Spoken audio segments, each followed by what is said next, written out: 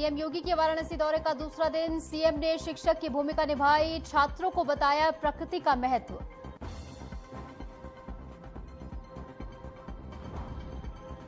वाराणसी में बिरसा मुंडा संगोष्ठी में सीएम योगी ने की शिरकत। सीएम योगी ने किया दीप प्रज्वलन, कहा बिरसा मुंडा संघर्ष का प्रतीक। जल शक्ति मंत्री स्वतंत्र देव सिंह ने विपक्ष को आड़े हाथों लिया। साधु संतों पर उठ रहे सवालों और छांगुर प्रकरण को लेकर विपक्ष को घेरा। बोले जो साधु संतों से पूछते सवाल हैं, उनके छांगुर पर चुप्पी कमाल है।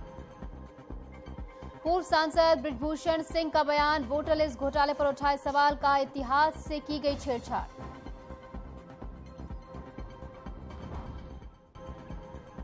बरेली ने स्वच्छता के क्षेत्र में लगाई बड़ी छलांग, देश भर में 20वां और यूपी के टॉप 17 स्वच्छ शहरों में मिला स्थान। नगर निगम की रणनीति और जन भागीदारी ने उपलब्धि को संभव बनाया।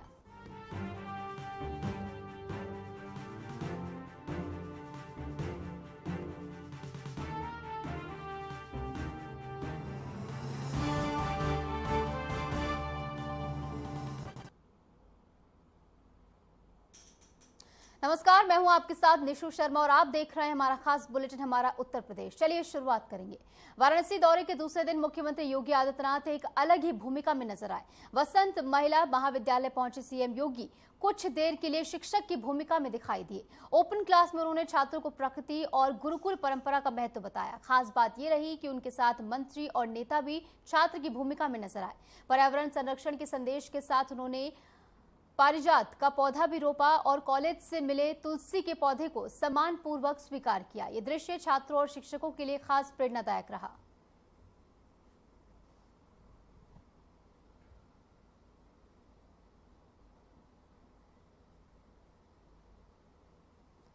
तो वाराणसी दौरे के दौरान सीएम योगी आदित्यनाथ एक अलग भूमिका में नजर आए, जहां पर एक शिक्षक की भूमिका उन्होंने निभाई।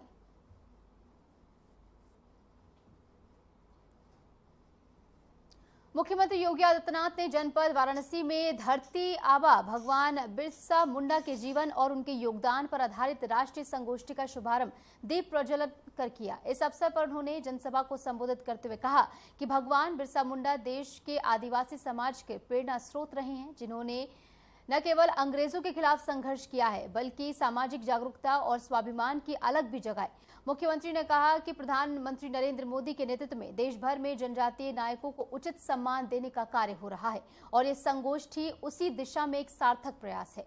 कार्यक्रम में जनजातीय संस्कृति, परंपरा और इतिहास को संरक्षित करने के लिए किए जा रहे प्रयासों पर भी विस्तार से चर्चा की गई। इस संगोष्ठी में देश भर के शोधकर्ता, शिक्षाविद और जनजातीय समाज के प्रतिनिधि शामिल हुए।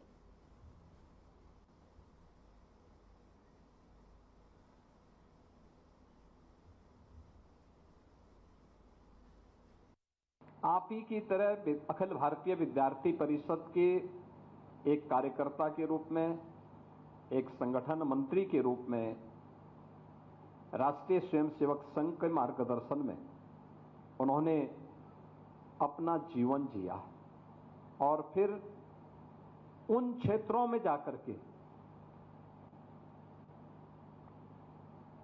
जो लोग अभाव से ग्रसित हैं, जिन तक सरकार नहीं पहुंच पाई थी, वहां पर साधन विहीन उन लोगों के बीच में जाकर के उन्होंने सेवा के जिस कार्यक्रम को आगे बढ़ाया, आज उसकी गूंज दूर दूर तक सुनाई देती है। और यही कारण है कि उनकी सेवाओं के प्रति सम्मान व्यक्त करने के लिए ही भारत सरकार ने उन्हें पद्म पुरस्कार से सम्मानित किया है।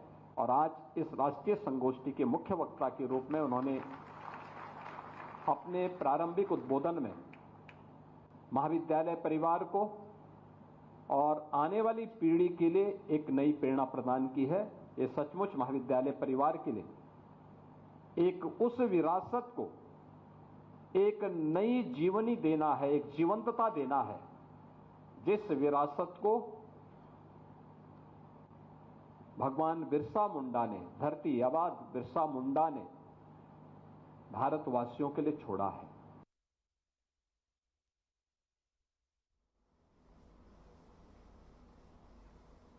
उत्तर प्रदेश के जल शक्ति मंत्री स्वतंत्र देव सिंह ने सोशल मीडिया प्लेटफॉर्म एक्स पर विपक्षी दलों को आड़े हाथों लिया है।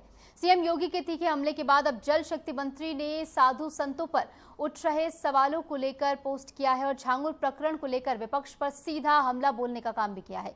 स्वतंत्र देव सिंह ने तंज कसते हुए कहा कि जो साधु संतों से पूछते हैं सवाल, उनकी झांगुर पर चुप्पी कमाल है। तो ये बात उनकी ओर से एक्स पर पोस्ट कर कही गई है, जहां पर लगातार जो सवाल साधु संतों पर पूछे जा रहे हैं, इसी के मद्देनजर वो विपक्ष को आड़े हाथों लेते हुए नजर आए हैं। जहां उनकी ओर से तंज कसा गया है कि जो लोग साधु संतों पर सवाल उठाते हैं, आखिर वो लोग झांगुर बाबा पर चुप क्यों हैं, ये बात उनकी ओर से कही गई है। जो पोस्ट उनकी ओर से किया गया है वो भी हम आपको दिखा रहे हैं, जिसमें उन्होंने लिखा है कि जो साधु संतों से पूछते सवाल हैं, उनकी झांगुर पर चुप्पी कमाल है।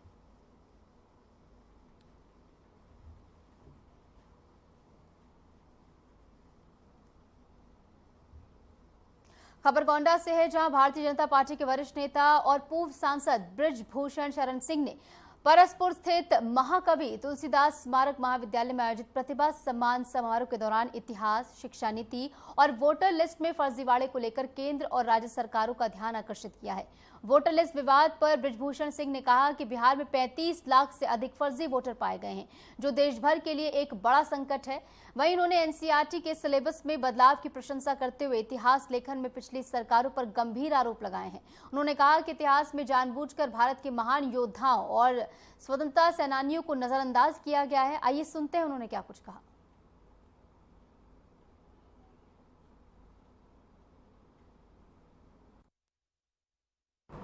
जिनका आता पता नहीं है, उसमें बांग्लादेश से भी जुड़े हुए मतदाता हैं, पाकिस्तान से भी जुड़े हुए मतदाता हैं, अन्य प्रांतों के मतदाता हैं। तो ये काम पूरे देश में होना चाहिए और ऐसी व्यवस्था होनी चाहिए कि कोई व्यक्ति देश में एक जगह से ही मतदाता बन सके, या कोई परिवर्तन करना चाहता है तो परिवर्तन कर ले। ऐसा कोई कोड होना चाहिए कि एक नाम और एक पते पर दो अलग अलग मतदाता ना बन पाए। ये काम पूरे देश में जरूरत है। अगर पूरे देश में हो गया तो आप कल्पना कीजिए कि अगर बिहार में 35 लाख घटते हैं तो आप कल्पना कीजिए कि उत्तर प्रदेश में क्या होगा, या पूरे देश में ये संख्या कई करोड़ निकलेगी।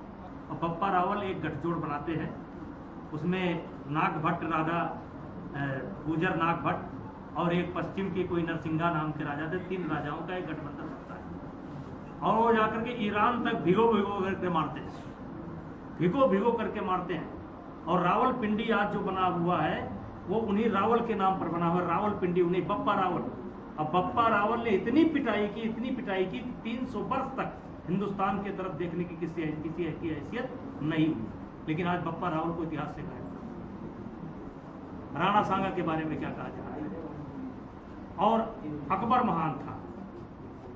ये एक इतिहास गढ़ा गया, वाम पत्तियों के द्वारा गढ़ा गया और इससे देश को बहुत चोट पहुंचाएगी। यहाँ तक कि इतिहास में स्वतंत्रता संग्राम सेनानियों के जो लड़ने वाले थे, इनको डकैत कहा गया है।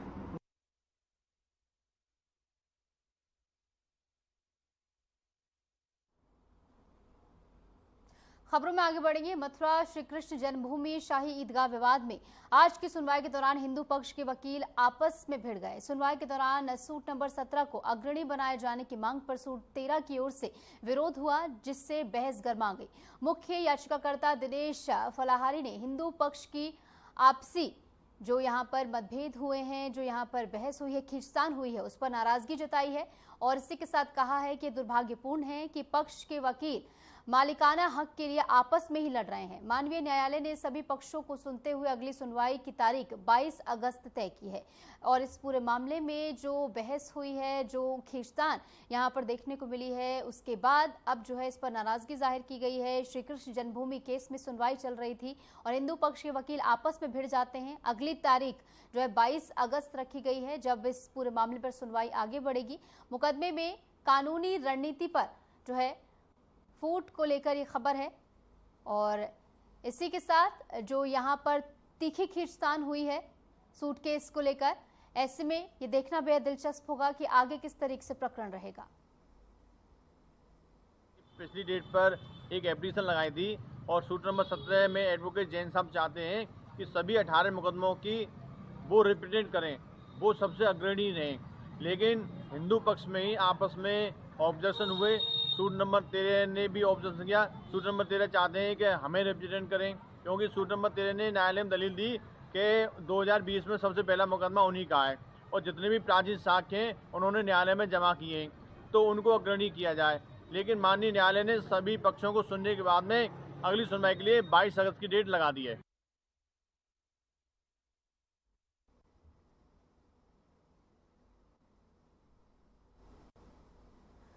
तो 22 अगस्त को मामले की सुनवाई जो है तय की गई है।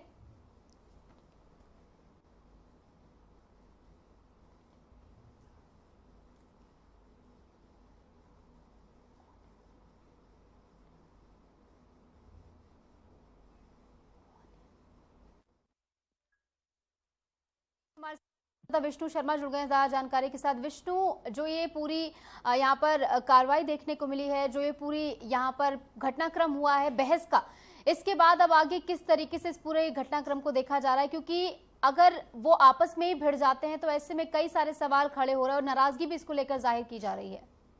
जी निशि, मैं आपको बता दूं कि अभी 22 अगस्त की अग्रिम तारीख लगी है, जिसमें 18 पक्षकार हैं हिंदू पक्ष से। हाँ। जिनमें 22 अगस्त को ये सुनवाई होनी है किसको अग्रिम रखा जाए, किसको आगे रखा जाए। 18 लोगों में से किस पक्ष को आगे रखा जाए। और विष्णु, अगर हम आपसे सरल भाषा में समझना चाहें, किस बात को लेकर यहाँ पर खींचतान हुई है?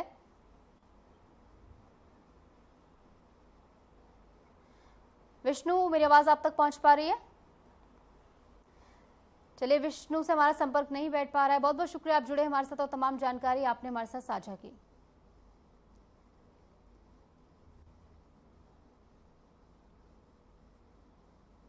आगे बढ़ेंगे। बरेली ने स्वच्छता के क्षेत्र में बड़ी छलांग लगाते हुए स्वच्छ सर्वेक्षण 2025 में देश भर में 20वां और उत्तर प्रदेश के टॉप 17 स्वच्छ शहरों में स्थान हासिल किया है। नगर निगम की रणनीति, नवाचार और जन भागीदारी के संकल्प ने इस उपलब्धि को संभव बनाया है। नगर आयुक्त संजीव कुमार मौर्य ने इसे बरेली के उज्जवल भविष्य की दिशा में एक बड़ा कदम बताया है। अब बरेली का अगला लक्ष्य देश के टॉप 10 स्वच्छ शहरों में जगह बनाना है।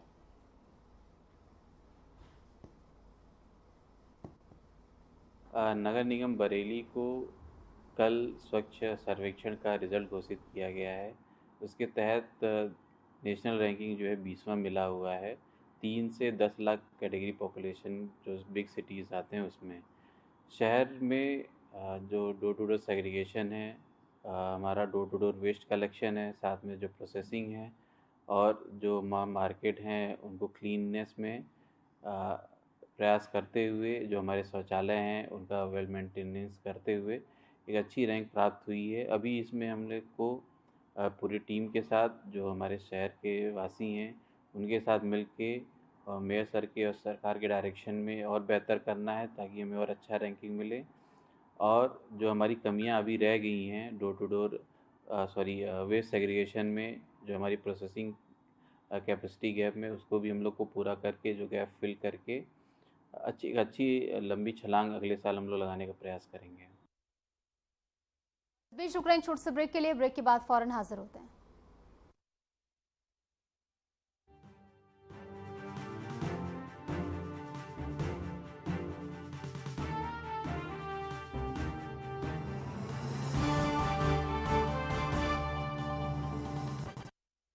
नवाचारी और नवोन्मेषी शिक्षा व्यवस्था से युवाओं की आशाओं को नई उड़ान दे रहा है नया उत्तर प्रदेश। ग्रामीण परिवेश हो या फिर नगरीय क्षेत्र, गुणवत्ता युक्त शिक्षा बनी है नए उत्तर प्रदेश की पहचान। स्कूल चलो अभियान और शारदा प्रोग्राम जैसे अभिनव प्रयासों से ड्रॉप आउट दर में आई है उल्लेखनीय गिरावट। ऑपरेशन कायाकल्प और टैबलेट वितरण जैसे कदमों से डिजिटल शिक्षा को मिले हैं नए आयाम। बेसिक शिक्षा से हायर एजुकेशन तक शिक्षा में उठाए गए अभूतपूर्व कदमों से हुआ है एजुकेशन का ट्रांसफॉर्मेशन। अंत्योदय और बिना किसी भेदभाव के सबको समान शिक्षा का अधिकार बना है युवाओं के उज्जवल भविष्य का आधार। वर्ष 2017 के बाद डबल इंजन सरकार के अभिनव प्रयासों ने नए उत्तर प्रदेश की शिक्षा व्यवस्था में किया है युगांतकारी ट्रांसफॉर्मेशन। समान शिक्षा का अधिकार, डबल इंजन सरकार।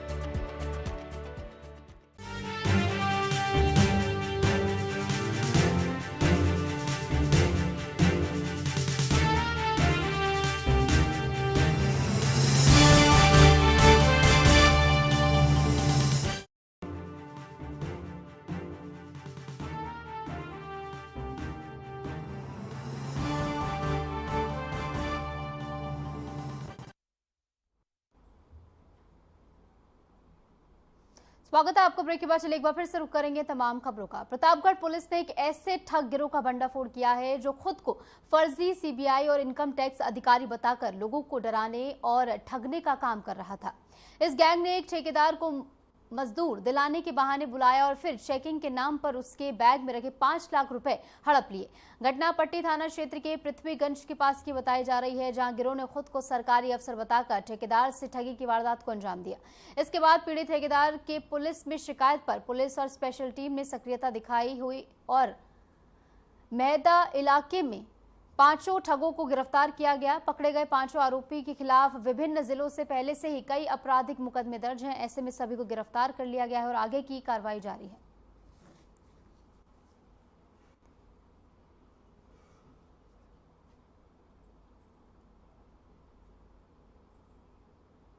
खबर आगरा से है, जहां चेकिंग के दौरान पुलिस और वाहन चोरों के बीच मुठभेड़ हो गई। इस मुठभेड़ में पुलिस ने वाहन चोर साहिल और शशांक को रोकने का प्रयास किया, लेकिन वे नहीं रुके। दोनों ने पुलिस को चकमा देकर भागने का प्रयास किया और इस दौरान उन्होंने पुलिस पर हमले भी किए। पुलिस ने भी जवाबी फायरिंग की और जवाबी फायरिंग में चोर वाहन साहिल के पैर में गोली लग गई, जिसके बाद पुलिस को चोरों को पकड़ने में सफलता मिली है और पुलिस ने कब्जे में चोरी की एक स्कूटी और एक अवैध तमंचा फिलहाल बरामद कर लिया। बता दें कि वाहन चोर गाड़ियों को पहले चुराते थे और फिर उन्हें बेच देते थे।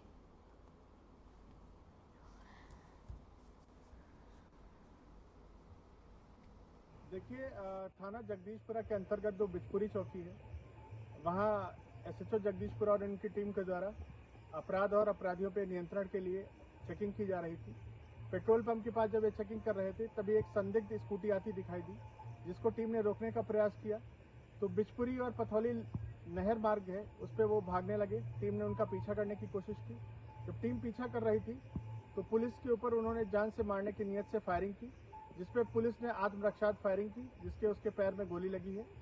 और जब इनसे इनका नाम पूछा गया तो इन्होंने अपना नाम साहिल और शशांक बताया और इन्होंने ये भी बताया कि जो स्कूटी है ये चोरी करके लाए थे और इन्होंने और भी काफ़ी सारी घटनाएं कारित करी हैं।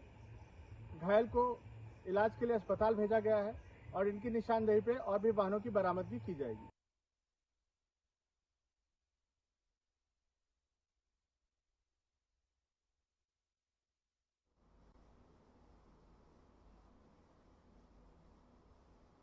और इस बीच रुकना एक और छोटे से ब्रेक के लिए, जल्द हाजिर होंगे।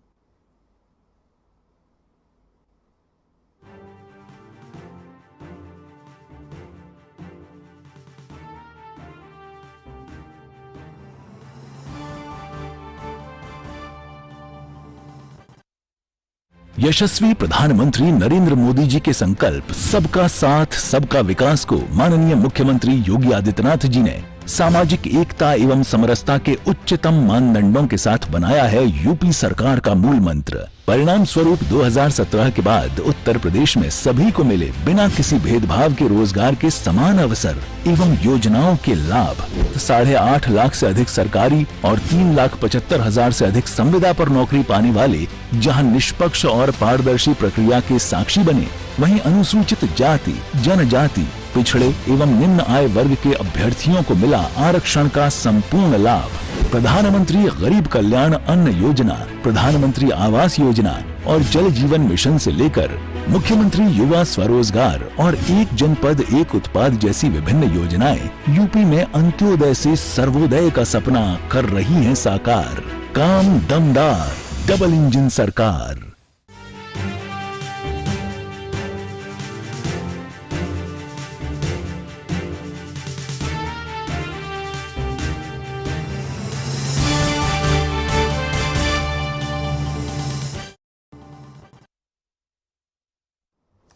स्वागत है आपका ब्रेक के बाद। चले एक बार फिर से रुक करेंगे तमाम खबरों का। पूर्वांचल में गंगा उफान पर है और हालात अब चिंताजनक होते जा रहे हैं। बलिया में गंगा का जलस्तर खतरे के निशान को पार कर चुका है, जबकि गाजीपुर में वार्निंग लेवल भी पीछे छूट चुका है।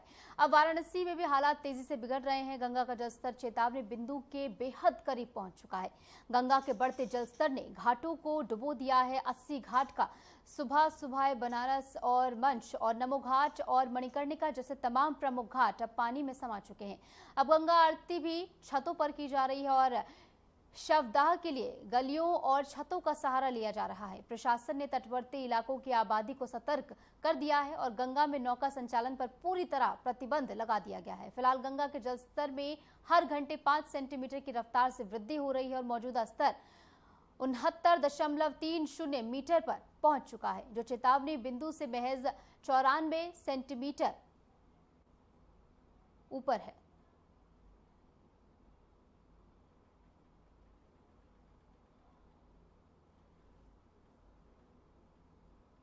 गंगा जी का जलस्तर लगातार बढ़ रहा है। छोटे बड़े चबूतरे डूब गए हैं, इसलिए आप लोगों से अनुरोध है कि धैर्य पूर्वक स्नान करें, सुरक्षित स्नान करें। जिन लोगों के साथ छोटे बच्चे हैं, स्नान के दौरान अपने बच्चे का हाथ पकड़कर ही स्नान कराएं। अपना कीमती सामान, रुपया, पैसा, मोबाइल का विशेष ध्यान दें।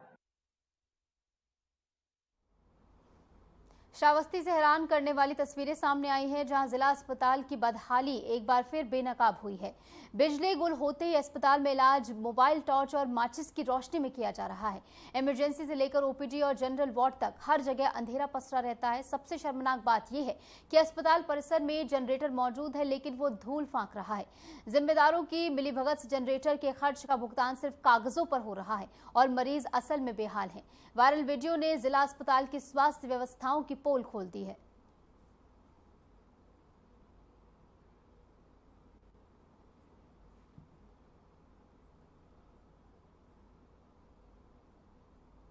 कांवड़ यात्रा के दौरान जहां एक और पूरा पुलिस प्रशासन व्यवस्था बनाए रखने में दिन रात जुटा हुआ है, तो वहीं कुछ पुलिसकर्मियों की लापरवाही और भ्रष्ट आचरण पूरे विभाग की साख पर सवाल खड़े कर रहा है। ताजा मामला रामपुर मनिहारा कोतवाली क्षेत्र के अंतर्गत आने वाली चुनहेटी पुलिस चौकी से सामने आए हैं, जहां ड्यूटी पर तैनात पुलिसकर्मियों का रिश्वत लेते हुए एक वीडियो सोशल मीडिया पर वायरल हो रहा है। वायरल वीडियो में देखा जा सकता है कि दिल्ली यमुनोत्री हाईवे पर बने एक पुल के नीचे ड्यूटी पर तैनात पुलिसकर्मियों के पास 2 युवक आते हैं। ये युवक बिना नंबर प्लेट वाले एक ट्रक को नो एंट्री जोन से निकालने के लिए बातचीत करते हैं। कुछ क्षणों बाद एक पुलिसकर्मी को कैमरे में पैसे लेते हुए स्पष्ट रूप से देखा जाता है और ट्रक को बेरोक टोक निकालने की इजाजत दी जाती है और इस पूरी घटना को वहीं पास लगे सीसीटीवी कैमरे में कैद कर लिया जाता है और इसी के साथ मोबाइल कैमरे से भी एक वीडियो इसकी बनाई गई है और सोशल मीडिया पर इसे पोस्ट किया गया, जिसके बाद ये वीडियो तेजी से वायरल हो रहा है। पुलिस महकमे में इसके चलते हड़कंप मच गया है। कांवड़ यात्रा जैसे संवेदनशील और धार्मिक मौके पर इस तरह का व्यवहार न सिर्फ सुरक्षा व्यवस्था पर सवाल खड़े करता है, बल्कि पुलिस की छवि को भी गहरा नुकसान पहुंचाता है। वीडियो सामने आने के बाद स्थानीय लोगों और सोशल मीडिया यूजर्स ने दोषी पुलिसकर्मियों के खिलाफ सख्त कार्रवाई करने की मांग उठाई है।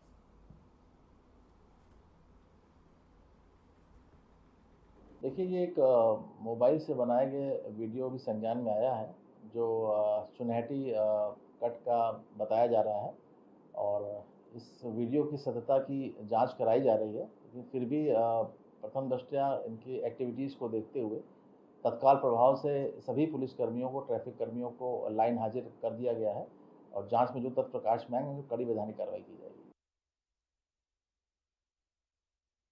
तो वहीं गाजियाबाद में कांवड़ यात्रा की तैयारियों को लेकर बड़ा कदम उठाया गया है। डीएम दीपक मीणा ने मेरठ तिराहा पर बने कांवड़ कंट्रोल रूम का उद्घाटन किया। यात्रा को सुगम और सुरक्षित बनाने के लिए 750 सिविल डिफेंस वॉलंटियर्स को ड्यूटी पर लगाया गया है। दुहाई से मोहन नगर और दुधेश्वर नाथ मठ मंदिर तक पूरी यात्रा मार्ग की सघन निगरानी अब रखी जाएगी। कांवड़ यात्रियों की सुविधा, सुरक्षा और आपात स्थिति में रिस्पांस के लिए पूरी व्यवस्था इस समय सक्रिय बनी हुई है। हर वर्ष की बात ही इंटीग्रेटेड कंट्रोल रूम बनता है, जिसका आज एक तरीके से ऑफिशियल स्टार्ट हो चुका है और इसमें अराउंड 200 कैमरेज लगे हुए हैं, जिसमें हमारे दुधेश्वर नाथ मंदिर और उसके आसपास का एरिया जो हमारा सिटी का है उसको पूरा यहाँ से कवर करते हैं और मॉनिटरिंग करते हैं। इसमें प्रशासन, पुलिस के सहयोग और सिविल डिफेंस जो गाजियाबाद है उनके द्वारा और नगर निगम हमारा सबने मिलके एक तरीके से सबका इसमें योगदान रहता है और यहाँ से हर विभाग अपनी मॉनिटरिंग करता रहेगा। जहाँ पे जो भी समस्या आएंगी तत्काल उसको एड्रेस किया जाएगा। और इसके अलावा गाजियाबाद में केएफसी के खिलाफ हिंदू संगठनों की कार्रवाई अब उन्हीं पर भारी पड़ गई और सावन में मांस परोसे जाने के विरोध में शटर बंद करने वालों पर पुलिस ने एफआईआर दर्ज की है। कई कार्यकर्ता हिरासत में लिए गए हैं। पुलिस इस मामले में पूछताछ कर रही है। केएफसी जैसी अंतर्राष्ट्रीय कंपनी पर दबाव बनाने के इस मामले को सरकार ने गंभीरता से लिया है। वीडियो वायरल होते ही प्रशासन ने एक्शन लिया है और लोगों को हिरासत में लिया गया है। जो लोग केएफसी के खिलाफ यहां पर विरोध कर रहे थे, शटर डाउन करने की मांग यहां पर की जा रही थी।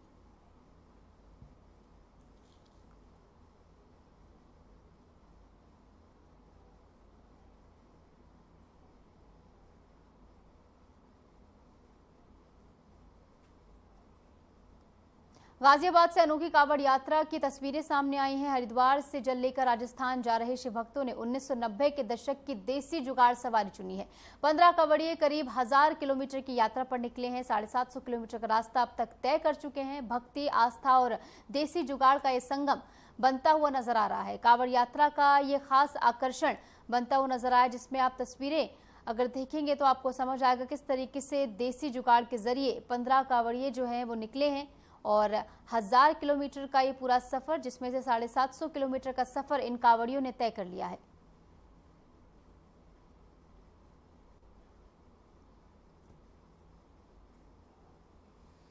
खबर गाजीपुर से है, जहां डीएम ऑफिस में तैनात वरिष्ठ सहायक को 20,000 रुपए की रिश्वत लेते हुए रंगे हाथों पकड़ा गया है। एंटी करप्शन वाराणसी टीम की कार्रवाई में वरिष्ठ सहायक अभिनव को गिरफ्तार किया गया है, जो एक सेवानिवृत्त कर्मचारी से जीपीएफ भुगतान के नाम पर रिश्वत मांग रहा था। घटना 18 जुलाई की बताई जा रही है। गिरफ्तारी डीएम कार्यालय के सचिवालय में हुई है। फिलहाल आरोपी के खिलाफ भ्रष्टाचार अधिनियम के तहत कार्रवाई की जा रही है।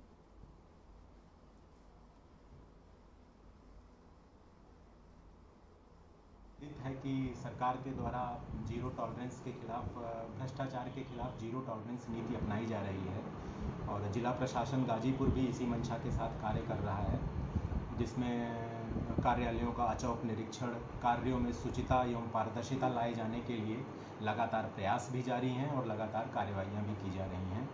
आज इसी प्रकरण के में आगे आज जनपद गाजीपुर के कलेक्ट्रेट में एक लिपिक कर्मचारी के खिलाफ एंटी करप्शन विभाग द्वारा कार्रवाई की गई है। जो भी व्यक्ति भ्रष्टाचार के कार्यों में संलिप्त पाया जाता है या पाया जाएगा, उसके खिलाफ कठोरतम विधिक कार्रवाइयाँ की जाएंगी, ताकि आम जनमानस में शासन, प्रशासन एवं सरकार के प्रति एक भरोसे की भावना।